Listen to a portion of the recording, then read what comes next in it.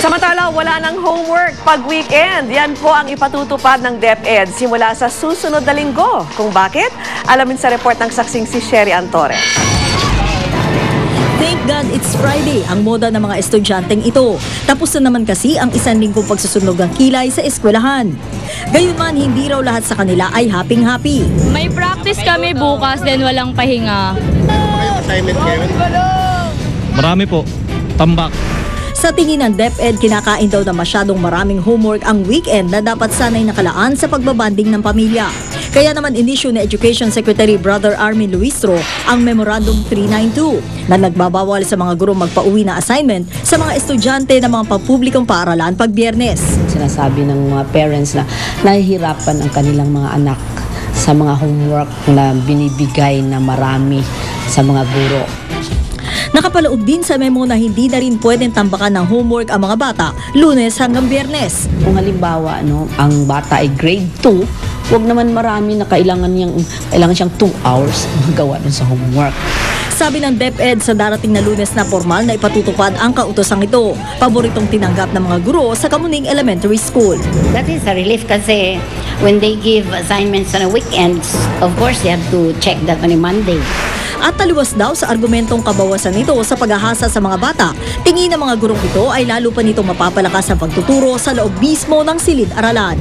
Kailangan we have sufficient practice exercises for the lesson. Para kung ganun, lagi nilang gawin yun para mahasa sila. Sabi ng DepEd, patuloy naman daw nilang imo-monitor kung epektibo ba o makakasama sa study habit at learning skill ng mga estudyante itong no homework policy tuwing weekend. Pero ngayon pa lang hati na ang opinyon ng mga magulang at estudyante tungkol dito. Mas better na may assignments siyempre. Kasi unang-una, mahabang oras nila. Kumbaga sa mas makakapagbasa sila, makakapag-aaral sila ng maayos. Ma-enjoy ko po yung sa paglalaro at sa pagkakasama ko pa yung magulang ko po. Ako si Sherry Antores, ang inyong saksi.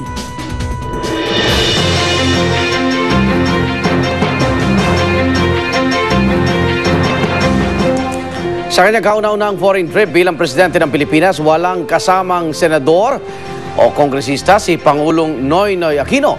At tayo sa palasyo, nais ni Pinoy na maging simple at matipid ang kanyang working visit sa Amerika.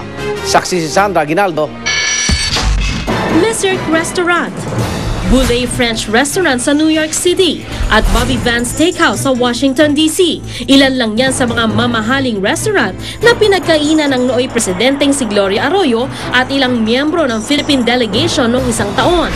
Bagamat kalaunay inako ng dalawang kongresista na sila ang taya sa 100,000 hanggang mahigit 1 milyong pisong mga hapunan, sisiguruhin daw ng Administrasyong Aquino na hindi kakain sa magagarbong lugar ang bachelor president. President will definitely be the best example, and I'm sure the entire contingent will follow his example in exercising prudence when it comes to unnecessary and avoid unnecessary expenditure. Pagbibida pa ng palasyo, 25 million pesos lang daw ang gagastusin ng Aquino delegation sa 6 na araw na biyahe sa Amerika. Laking mura raw kumpara sa mahigit 76 million pesos na ginasto sa 7 araw na biyahe ni Mrs. Arroyo sa New York at Washington, D.C. noong 2009. The latest that was submitted to him was 60 people will be going with him to compose the entire contingent of in the trip. But then I heard that the president is still considering a further reduction of this number. Katunayan, hindi raw magsasama ng kahit isang senador o kongresista ang Pangulo. PAL commercial flight din daw ang sasakyan ng Pangulo, hindi chartered gaya ng nakagawian noon ni Arroyo. At ang tutuluyan niya, ang Sofitel Hotel sa Manhattan. Imbis na sa makabutas bulsang Waldorf Astoria kung saan nakabilet noon ang delegasyon ni Arroyo. Sa New York, magsasalita ang Pangulo sa harap ng UN General Assembly. Inaasahang makikipagpulong siya kay US President Barack Obama. Sa September 25, mula New York City ay lilipad naman patungong San Francisco ang Pangulo para makipagpulong sa mga Pinoy at dayuhang negosyante. Sandra Aguinaldo ang inyong saksi. At sama-sama natin saksihan. Mga anak ni Bobby Dacer humingi ng milyon-milyong dolyar na danyos kina dating Pangulong Estrada at Senador Ping Lacson. domestic helper sa Saudi Arabia natagpo ang tad-tad ng saksak at may asido sa bibig. At Susan Boyle, natupad na ang pangarap na makaawi sa harap ng Santo Papa. Balitang hatid ng isang liga ng katotohanan. Sama-sama nating pagiging saksi.